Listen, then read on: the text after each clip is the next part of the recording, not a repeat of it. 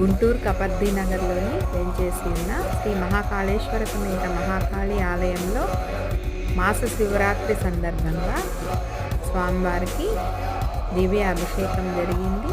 అందరూ స్వామివారిని ధరించండి.